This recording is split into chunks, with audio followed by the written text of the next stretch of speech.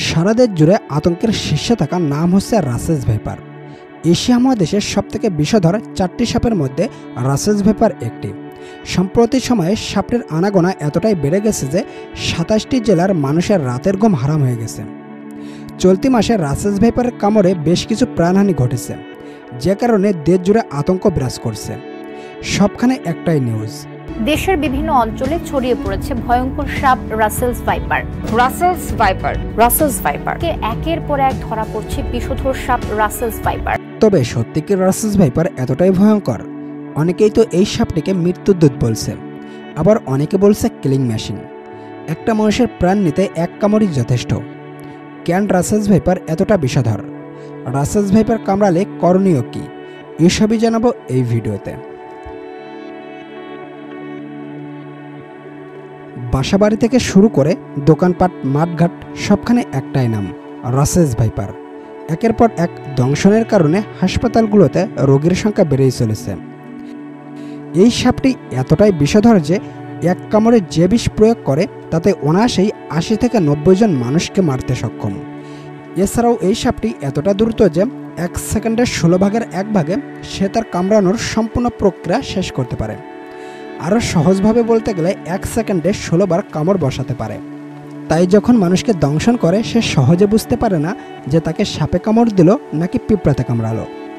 এই সাপটি কামড়ানোর পর অন্য সাপগুলোর মতো পালিয়ে যায় না। কুণ্ডলি পাকিয়ে সে তার জায়গাতেই ঘাপটি মেরে বসে থাকে এবং মুখ দিয়ে ফুসফুস শব্দ করতে থাকে। এই সাপটির দেহ মোটাসোটা, লেজ ছোট ও সরু হয়ে থাকে, মাথার চাপটা ত্রিকোণ আকার, মাথার তুলনায় ঘাড় অনেক চিকন, সারা গায়ে গোল গোল দাগ থাকে, শরীরের রং বাদামি, হলদে বাদামি, অনেকটা কাঠ রঙের মতো দেখতে, যে কারণে সহজে শুকনো কাঠি ও পাতার সাথে মিশে যেতে পারে। এই সাপটি মূলত শুকনো ও উন্মুক্ত পরিবেশে বাস করতে পছন্দ করে। এরা সাধারণত ঘাস, ঝোপঝাড়, ফসলের মাঠ এমনকি বন অঞ্চলে বিচরণ করে।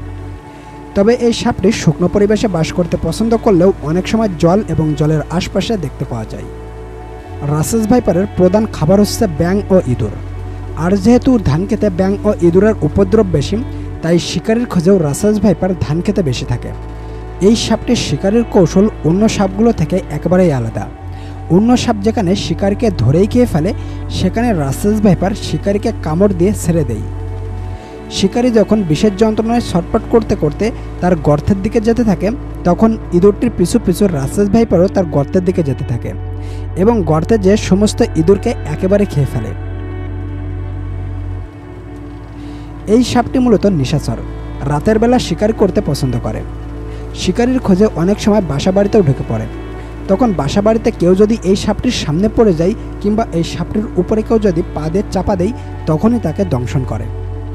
বিষক্রিয়া শুরু হওয়ার পর থেকে শরীরের বিভিন্ন জায়গা থেকে রক্তক্ষরণ হতে থাকে, কিডনি ড্যামেজ হতে থাকে, স্নায়ু অবশ্যই ফুসফুসের কার্যকারিতা বন্ধ হয়ে যেতে থাকে, এমনকি হার্ট অ্যাটাকও হতে পারে।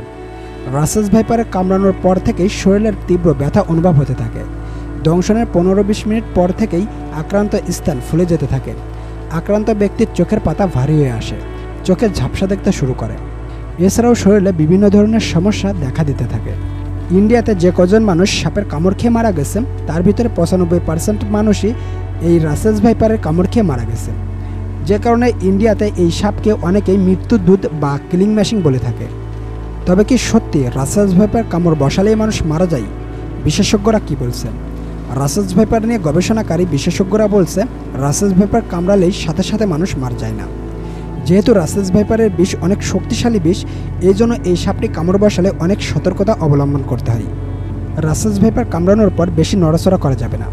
খেয়াল রাখতে হবে যে স্থানে দংশন করেছে ওই স্থানটি যাতে বেশি নড়াচড়া না করে।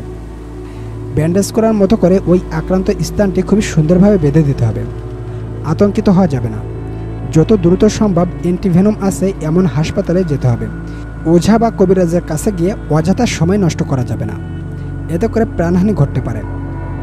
রাসেলস ভাইপারের কামড় খেয়েও অনেকে বেঁচে আছে, তাই আতঙ্কিত না হয়ে সতর্ক হন।